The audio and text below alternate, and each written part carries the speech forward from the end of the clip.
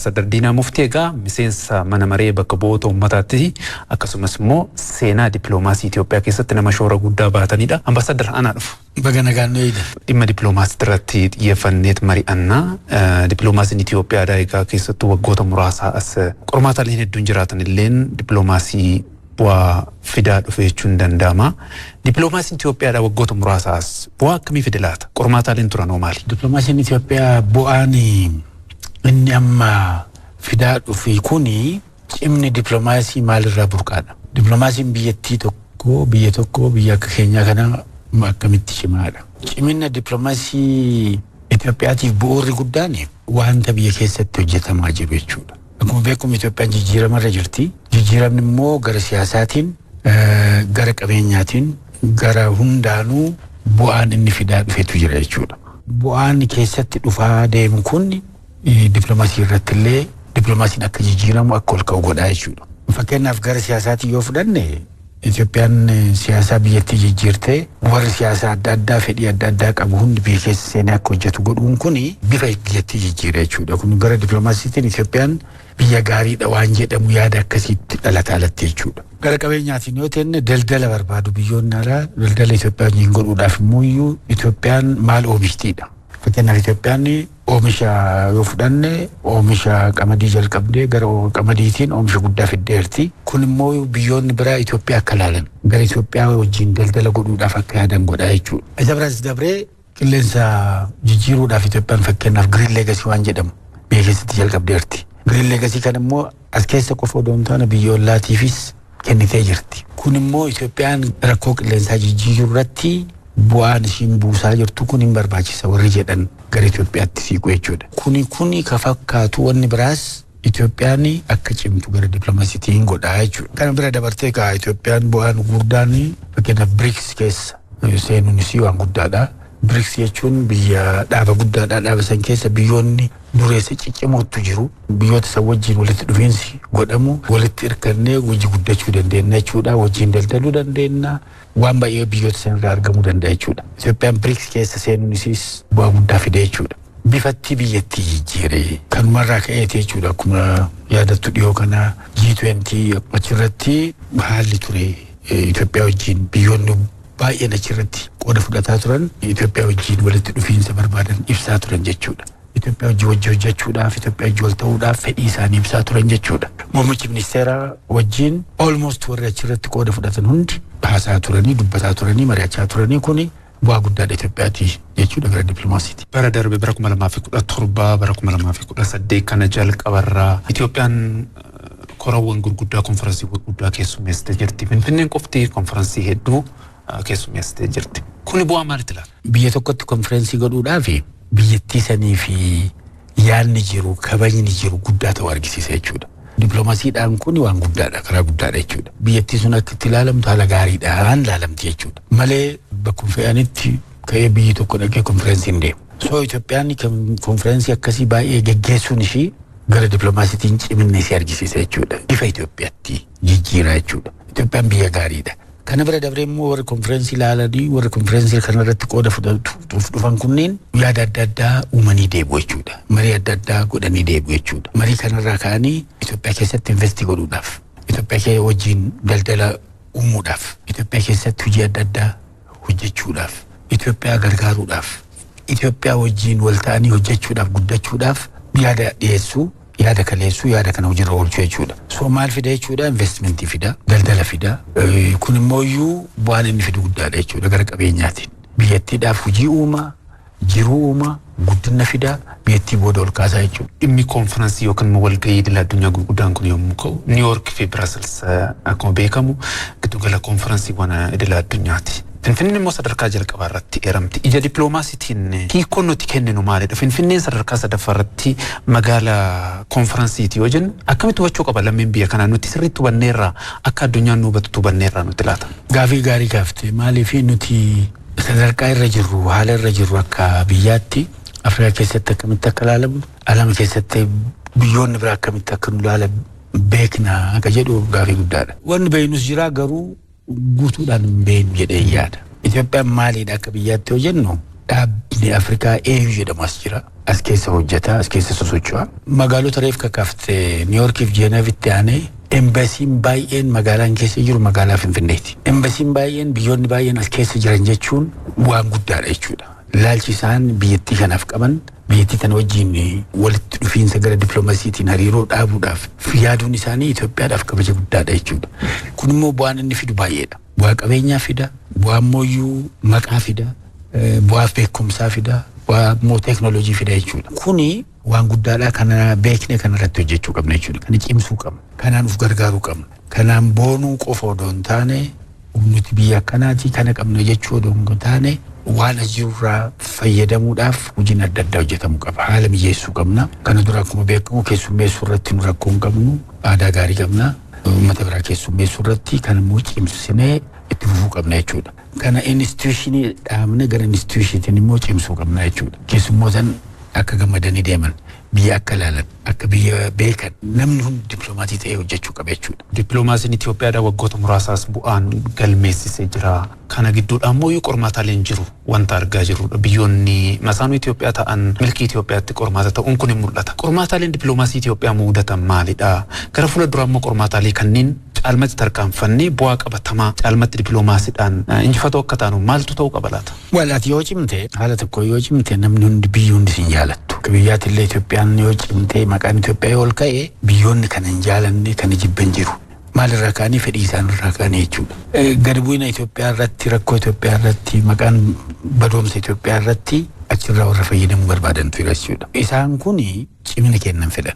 Qormaanni jara kanarraa dhufuu hin jira. Qormaana kan immoo bira dabruudhaaf immoo gara dippiloomaasiitiin baay'ee obsa guddaa barbaachisa. Obsa qofaa miti haala gaariidhaan bira dabruudhaaf yaaduu barbaachisa. Haala bira dabarruun immoo gara gaariidhaan laallee akkamitti akka itti irratti hojjennu hirkisiisuu barbaachisa jechuudha. Garuu cimina keessaa cimsuudha. Tokkummaa keessaa cimsuudha. Uummanni keenya rakkoo isaan biyya keessatti illee rakkoon biraa yoo mudate wal dhabiillee yoo jiraate karaa nagaatiin gara hiikamutti deemuudha. Nagaan hiikuudha akka amma jalqabametti jechuudha. Biyya keessatti immoo sektara adda addaatiin guddinaaf wanni jalqabame cimna itti fufuu qabna jechuudha. Gara qonnaatiin cimuudha. Gara warshaatiin cimuudha. Gara baroomsaan cimuudha. Gara teeknooloojiitiin cimuudha. Gara hundaan biyya keessatti tokkummaa immoo cimsuudha. Nageenya cimsuudha. Tasgabbii cimsuudha. Kun bakka cimetti qormaan nama biyyoota ammaa kaaftarraa dhufu kuni bira dabarama jechuudha. Yaa'ii garee digdamoota Afrikaa kibbaatti ta'ame irratti ministeera muummee dabalatee qondaaltonni biyyattiidha. Biyyoota garaagaraa waliin maratanii ture. Lakkoofsan hedduu warreen ta'an waliin. Kun hiikon isaa maalidha? Itoophiyaan idil addunyaatti barbaadamtummaan ishee sadarkaa kamiin guddate jechuun danda'ama? Itoophiyaan hin barbaadamti. Itoophiyaa biyya barbaadamtu. Itoophiyaan biyya faayidaa qabdu. Itoophiyaa maaliif barbaadu yoo jenne waan adda addaatiif barbaadu. Itoophiyaa hojii daldalaaf warra barbaadamtu jira. So Itoophiyaa hojii daldalaaf warra barbaadan kana biyya barbaadan kan biyyoota kana fedhii isaanii guutuudhaaf gara daldalaatiin cimuu qabna jechuudha. Wanna asitti oomishnee alatti erginu dabaluu qaba. Kwaalitii isaas kwantitii isaas dabaluu qaba jechuudha. Nageenya kennas cimuu qaba. Maaliif bakka cimnetti nageenyaan turistoonni as dhufan hin baay'atu, warra biyya ilaaluun baay'atu, warra as dhufanii investi godhan hin baay'atu, warra asitti dhufan immoo walgahii godhan, konferensii godhan hin baay'atu. Isarraa immoo bu'aan nu argannu guddaa ta'a jechuudha. Barbaadamni Itoophiyaa daddabalaa deemuu isaa, dippiloomaasiin Itoophiyaa cimaa deemuu isaa, Itoophiyaan biyya barbaadamtu, biyya faayidaa qabdu, biyya wajjii haasa'uu qabna jedhanii yaadan jechuudha. Malee akkanumaaf kaanii miti biyyoonni sun hundi dhufanii muummicha ministeera wajjin yoo haasa'an, yoo mari'atan, yoo isaan argan, wanni isaan kaasan akkamitti walitti dhufna, akkamitti walitti dhufiinsa cimsina, gara kamiin walitti dhufuu dandeenya yaada jedhu kaasan. So kuni bu'aan isaa, faayidaan isaa yeroo dheeraa keessatti hojirra yoo oole guddaadha jechuudha. Itoophiyaan koop 32 qopheessuudhaaf qophiitti jirti. Ashaara magariisaatiin immoo waggoottan darban keessa hojiin hojjetame sadarkaa idil addunyaatti beekamtii kennameefitti jira. Dippiloomaasii Itoophiyaa gama rukaase ashaaraan magariisaa. Waan guddaadha. Kun immoo hiikan inni qabu maalidha? Yaa'ii kana qopheessuudhaaf Itoophiyaan filatamuun. Tokko konferensii akka koop 32 kana qopheessuun waan laafaa miti. Maaliif alamarraa biyyoota baay'eetu dhufa jechuudha. Kana qopheessuuf Itoophiyaan qaadhimanuunsi waan tokko ta'ee filamuun immoo qoonqa barbaachisaa. Qoonqi kun irraa dhufa biyyoota adda addaa irraa dhufa. Biyyoonni kanaaf Itoophiyaa sagalee kennanii Itoophiyaa gargaaran kun Itoophiyaan magariisaan cimuusii warra argan. Itoophiyaan rakkoo jijjiirama qilleensaa kana gadi buusuudhaaf waan isin hojjettaa turte akka faayidaa qabu, akka faayidaa kennu warra argan. So asitti wanna hojjetamutu gara dippiloomaasiitiin bu'aa sannuu fida jechuudha. Kunis dippiloomaasii Itoophiyaa ol ka'iinsa Itoophiyaa hin dabalaa Itoophiyaa cimsaa deemaa jechuudha.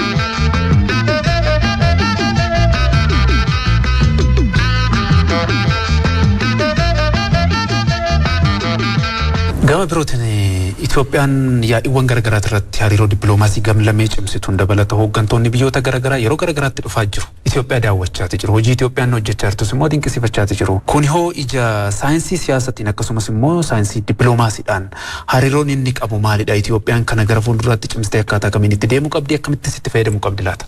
Kunis keessatti waan hojjetameen waanta dhufe jechuudha. Dippiloomaasiin dippiloomaatota biyya alaa ergitee himuudhaan waan biyya keetii haasa'uudhaan waan biyya keetii dubbachuudhaan qofaa miti kan dabalamu biyya keessatti wanti hojjetutu kana fide jechuudha. Namoonni baay'een biyyoota alaa irraa dhufanii biyyoota laaluudhaaf wanni fide wanni sitti harkise riizoortii asitti hojjette jechuudha. Bakka turistoonni ilaaltu asitti hojjette jechuudha waan biyya keessatti goote jechuudha isa laaluu dhufan. Karaa kanaan goota torban dabre kana keessatti wanni hojjetamu waan gurguddaa jechuudha. Bakka turistoonni ilaalu akka Ilaalaa Keellaa fa'aa akka Gorgoraa fa'aa akka Maaluu fa'aa hojjetteerta. Kana bira dabartee muyyuu magaalaa kee koridariidhaan jijjiiraa jirti. Magaalaan Finfinneen haala gaariidhaan Finfinnee qofa odoo hin taane magaalonni gurguddoon biraas ammaan kana haala guddaadhaan jijjiiramaa jiran.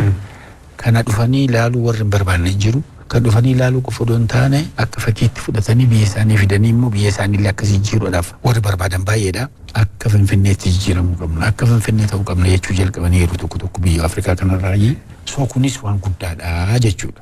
Kunis wanta biyya keessa hojjettutu waan biyya keessatti jijjiirtutu dippiloomaasii kee cimsa. Wanni guddaan biyya keessatti hojjettu ala dippiloomaasii kee cimsa. Alatti dippiloomaasii hojjechuun barbaachisuudha miti. Ibsi barbaachisa. Dippiloomaatota erguu qabda. Mishiinii adda addaa erguu qabda. Namoota adda addaa erguu qabda. Waa'ee biyya keetirraa himuu qabda. Garuu guddaan isaa caalaa wanni jijjiirama fidu jijjiirama atiitiyuudii biyyoota biraa waan biyya keessatti hojjettu. Dhimma faayidaa biyyaalessaatiin wal qabatee Itoophiyaan egaa akkumas ka'aa ture ulaa galaanaa gaafii dhiyeessiteetti jirti. Ulaa galaanaa karaa nageenyatiin karaa naga qabeessatiin ulaan galaanaa na barbaachisetti gaafii kana dhiyeessee jirti. Hawaasa idil addunyaa garaagaraatis hubachiisaa jirti waltajjii argattetti. Dhimmi ulaa galaanaa gaafiin ulaa galaanaa Itoophiyaadha.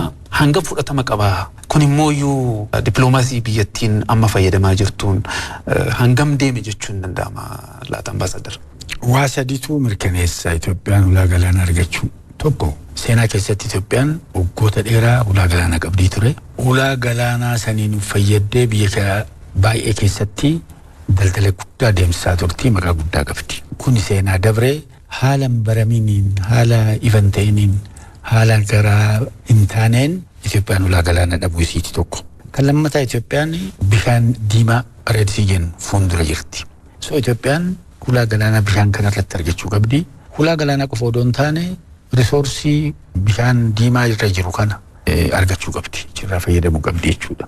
Maaliifii wanni reedsii irratti deemu hundi, wanni achirratti hojjetamu hundi, rakkoon achitti mul'atu hundi Itoophiyaadhaan wal tuqa jechuudha. Maaliifii Itoophiyaan kanuu jirti, afoo san jirti, balbala san irra jirti. Sadaffaa Itoophiyaan biyyoota ulaa galaanaa hin qabne keessaa biyya uummata baay'ee qabdu.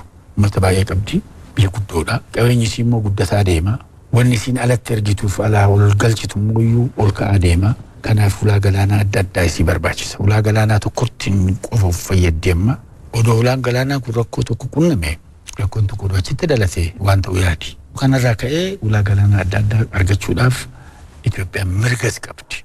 Isa bira dabree immoo seerri alamaa biyya ulaa galaanaa hin qabne akka Itoophiyaa ulaa galaanaa argachuu akka qabdu mirkaneessee jira. So kanarraa kaatee Itoophiyaan ulaa galaanaa argachuudhaaf yaada kaafteerti. Yaadni kun immoo himamaa jira, dubbatamaa jira. Biyyoonni baay'ee yaada kana fudhataa jiru. Baay'een isuuf duratti akka fudhatanii hin abdatamaa. Garuu hojiin amma jalqabame kun itti cimee deemuu qaba. Ulaa galaanaa kan Itoophiyaan karaa rakkootiin miti kan argachuu barbaaddu karaa nagaatiin barbaaddi. Ulaa galaanaa kana karaa wal fayyaduudhaan walitti hirkannaatiin barbaaddi Itoophiyaan. Biyyoonni ulaa galaanaa qaban afoo Itoophiyaa jiran hunduu bakka Itoophiyaan cimtetti, bakka Itoophiyaan guddattetti hin fayyadaman malee miidhaman. Miidhamni isaaniis rakkoon isaanii akkuma rakkoo keenya taate rakkoon keenyas rakkoo isaaniiti. Kanaaf lamummoo Afrikaan ammaan kana daldalaan tokko ta'uudhaan free trade, continental free trade jedhu seera baaftee daldalli Afrikaa keessaa bilisaan akka deemu akka sosochuu godhamaa jira. Kunis ulaa galaanaa barbaachisa. Seerri alamaas jira, fedhiin biyya Itoophiyaa keessa jirus jira, guddinni Itoophiyaas jira. Kun hundi walitti qabamee yoo ilaaltu ulaa galaanaa biyyattiidhaaf hin barbaachisa. Kan argachuudhaaf diplomaasiin amma jalqabame bu'aa buusaa akka deemuun abdatama. Ammas immoo hojiin ciccimaan hojjetamuu qaba jechuudha hojiin diplomaasii.